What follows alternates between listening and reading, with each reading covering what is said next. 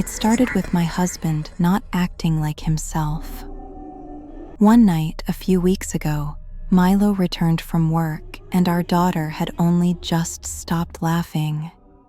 He left me with her all day with her relentless laughing that was cute at first. There was nothing cuter than an infant's laughter, but she didn't stop. Mara was born laughing. Unlike other newborns who were born screaming or even silent, our baby was laughing. I thought it was adorable at first. She was my first, so motherhood was new to me. Mom always told me my maternal instinct would just kick in, and she was right. When Mara was in my arms, a warm bundle pressed against my chest, I decided I was going to protect her. But I wasn't expecting my newborn baby to be laughing. I thought it was some kind of problem at first, maybe with her lungs. Her giggles did come out kind of throaty, like she was wheezing. I demanded tests, but Mara was completely healthy. I took her home from the hospital and expected her to stop, but she never did. She laughed when she was feeding, laughed when she was playing, even giggling to herself in the middle of the night. I admit, I've done things a mother should never do. I secretly wished she would stop. I secretly wished she'd cry instead. Somehow, crying made me feel more sane. It was normal to stay up until dawn with a crying baby, but laughing. I spent countless hours trying to keep myself awake, and when I did manage to fall asleep, I was jerked back awake minutes later by little Mara's giggling. It was as if she were saying, "Don't sleep, Mommy, play with me." I didn't have the heart to tell her she was slowly killing me. My bones felt like liquid lead. My brain was mush. It was late when Milo finally came downstairs. Mara was sound asleep in my arms. I was watching a TV that wasn't on. I was watching Netflix, but I could barely register what was going on. I was furious. He left me, again. After promising to look after Mara while I took the afternoon off, I texted him, but of course, he'd turned off his phone. Of course, my texts weren't being delivered. Hey. My voice carried more bite than I intended when I caught him sneaking toward the refrigerator, no doubt planning to eat the leftovers from dinner. He froze in my peripheral vision, pulling open the door. Milo was hesitant in answering. He hated confrontation. Hey, he stumbled over his words. Babe, he said. Babe, like a question. Where were you? I asked calmly. I could feel myself splintering, my eyes watering. I told myself I wouldn't cry. Milo drifted off into a sigh. He pulled out a soda and leftover chicken and rice from dinner. I watched him crack open the can, take a long sip, picking at chunks of chicken. I resisted the urge to snap at him to get a damn plate. He was eating like an animal.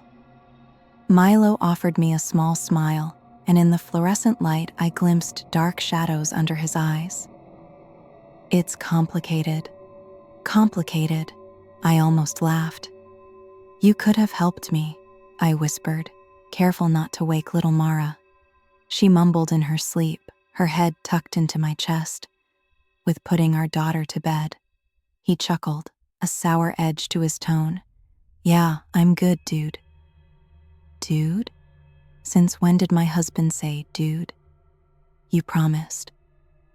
I spoke through my teeth this time, unable to stop myself. You said you would let me sleep and take care of everything. I had to swallow sobs, my chest heaving. When I woke up, she was laughing, Milo, and you were nowhere to be seen. You were gone. Again. I twisted to find him standing over the sink, his back to me. My husband was eerily still. He held a cup as if to fill it, but he wasn't filling it. He was just fucking standing there, letting water pool off of it. The stream was running, quickly overflowing, and he wasn't turning it off. Milo, my voice cracked despite myself. There's something wrong with you. You're not helping with Mara. You leave everything to me, her diapers, her bedtime, everything you promised the day I told you I was pregnant. You promised you'd be there for her. Milo, you called her the best thing that ever happened to you, and now you can't even look at her. He didn't move, didn't deny it. His arms tensed, fingers curling into fists. The faucet began to overflow, suds soaking the floor. I couldn't hold back a sob.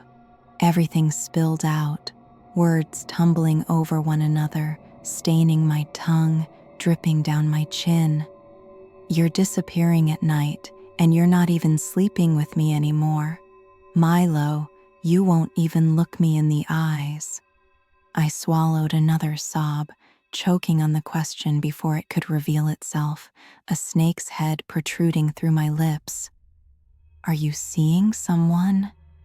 He stayed silent for a long moment, and in that moment, I realized, my chest aching, that I was losing him. Then he turned. His eyes were hollow, and a wide, fake smile stretched across his face. He stayed silent for a long moment, and in that moment, I realized, my chest aching, that I was losing him. Then he turned. His eyes were hollow, and a wide, fake smile stretched across his face. Darling, he said, his tone sardonic and splintered, like he didn't mean that word, like he never meant it, like it was all a game to him. Milo used to say darling like he meant it, like he loved me. It was never an attempt to win me back or get his way. He said, darling, when he was tracing my torso in bed or making me morning coffee when I was sleep deprived. The imposter wearing my husband's face leaned against the sink, arms folded, one eyebrow cocked. To my surprise, he smiled, but it wasn't the smile I fell in love with. I had no idea who the fuck I married, but it wasn't Milo St. Clair. Would you like to play 7 Minutes in Heaven? Scooping up our baby, I stumbled to my feet. You're kidding, I said, nursing Mara against my chest. I wanted to shout at him.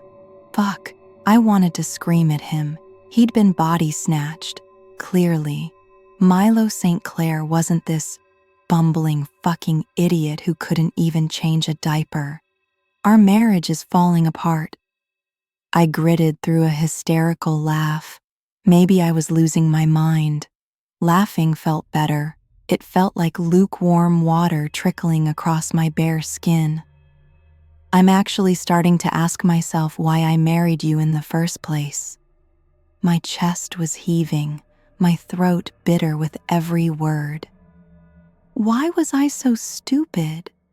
You disappear every day and refuse to look after our daughter, and then you finally come home and want to play a kid's game.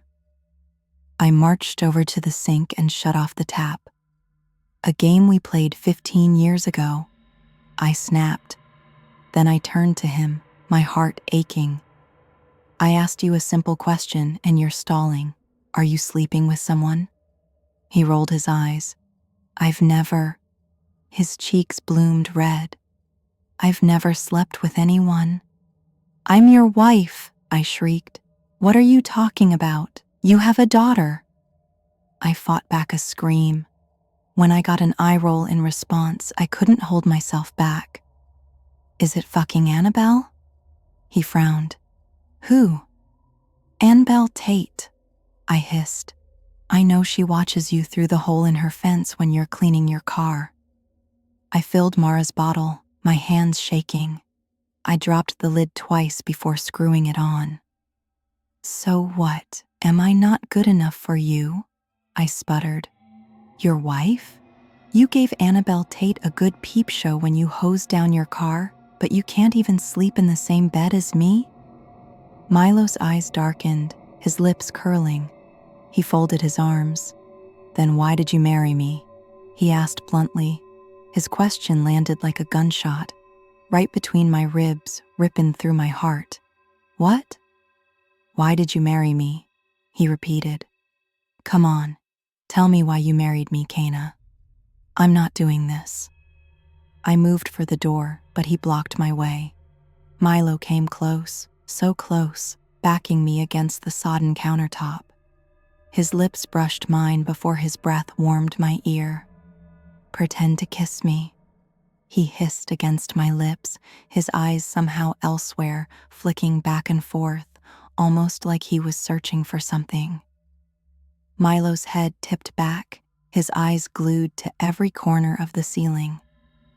Milo had been so distant, so invisible in my life, I forgot what he felt like, tasted like.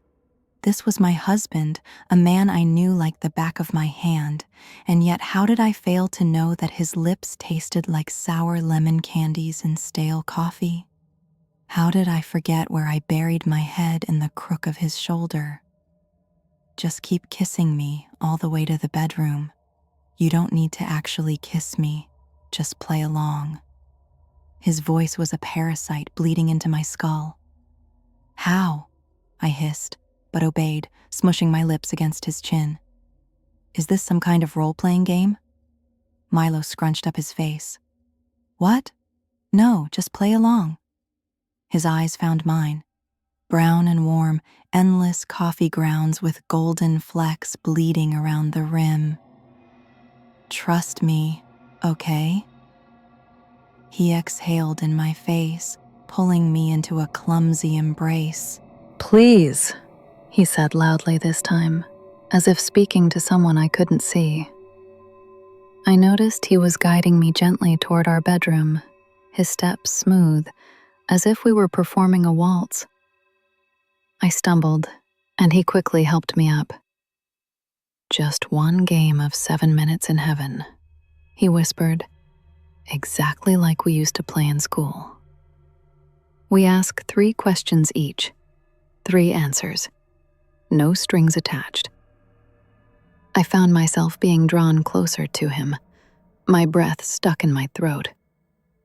"What about Mara?" His smile took me off guard. Devilish. "Leave it." I did. I left our daughter sleeping on the couch and gave in to desire. Reaching our bedroom and stumbling over the threshold, we paused in front of the bed, frozen and breathless, staring at each other as if we didn't know what to do. Then it hit like ice water. We didn't know what we were doing. I tried.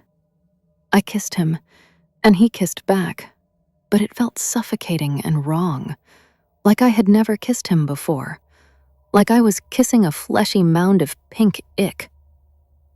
When he moved closer, his warmth felt unfamiliar. I didn't recognize it. The way he touched me was immature, immediately trying to cradle my hips, his fingers ticklish. "What?" Milo looked self-conscious, adjusting his hands when I burst into hysterical giggles, shoving him off of me. "Wait, am I doing it wrong?" I had no idea how to answer because the truth was, I didn't know what I was doing either. I had squeezed out a baby after trying for months, and somehow my arms around him felt like limp noodles. When I tried to undo his collar, I accidentally smacked him in the face.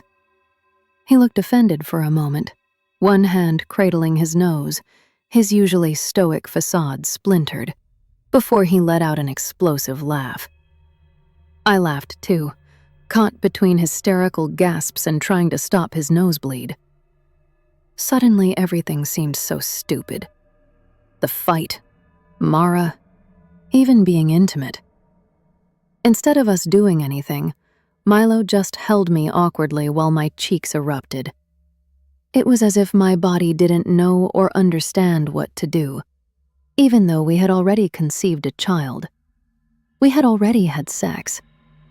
I remembered him pulling me upstairs, both of us laughing, tipsy from wine, carrying me into our bedroom, and dropping me onto the bed, his lips kissing all the way down my neck, trailing down my torso.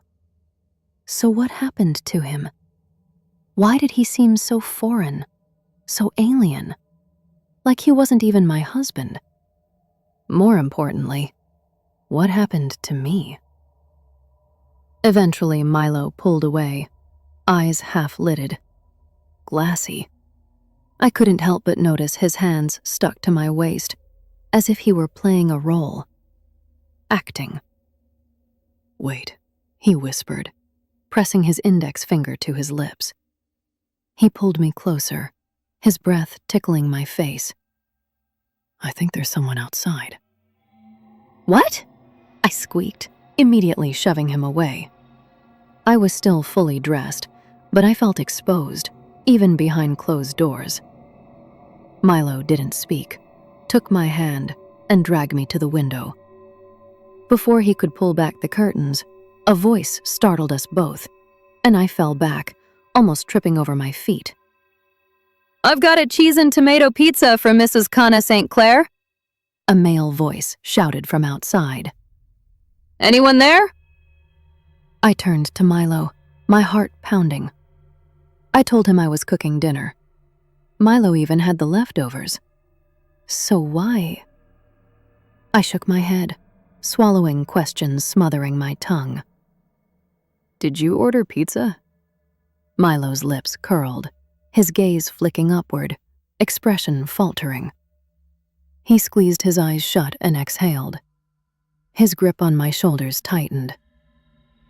"Yes," he said softly, breaking out into an explosive grin. His eyes flew open. "Yes, of course I did. I ordered you pizza as an apology."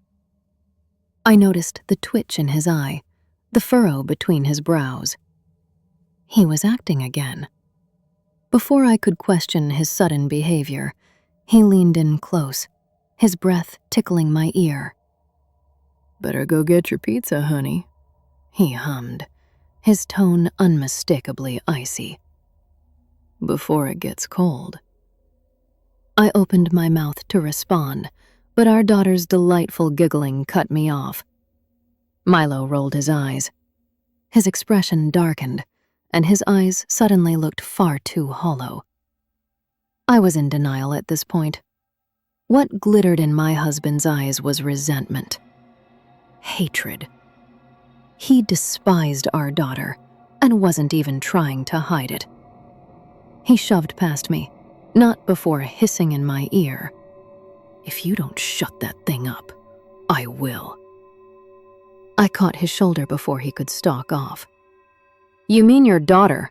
I said. "I'm exhausted. You take her to bed." He jerked around, wide eyes and twisted lips. He was crying. I could feel him shuddering, his entire body trembling under my touch.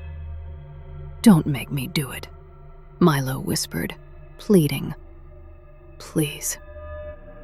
We didn't speak again that night. Milo disappeared when I put Mara to bed. I ate cold pizza in silence and went to bed pretending not to hear my husband resign to the couch downstairs. It was difficult to come to terms with a lot of things. The first one was that my husband wasn't my husband anymore.